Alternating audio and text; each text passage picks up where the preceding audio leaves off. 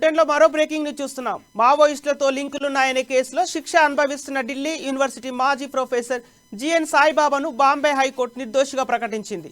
ఆయన్ను వెంటనే రిలీజ్ చేయాలంటూ కోర్టు నేడు ఉత్తర్వులు జారీ చేసింది.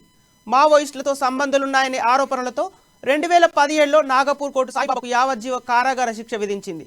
ఈ తీర్పును సవాలు చేస్తూ ప్రొఫెసర్ సాయిబాబా బాంబే హైకోర్టుకు అప్పీలు చేసుకున్నారు.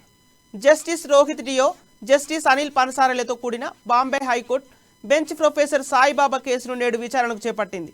ప్రొఫెసర్ సాయిబాబాకు నిషేధిత మావోయిస్టు సంస్థలతో ఎలాంటి సంబంధాలు లేవని, ఆయన్ను వెంటనే రిలీజ్ చేయాలని ఆదేశించింది. ఈ కేసులో నిందితులుగా ఉన్న మరో 5గురిని కూడా కోర్టు నిర్దేశులుగా ప్రకటించింది.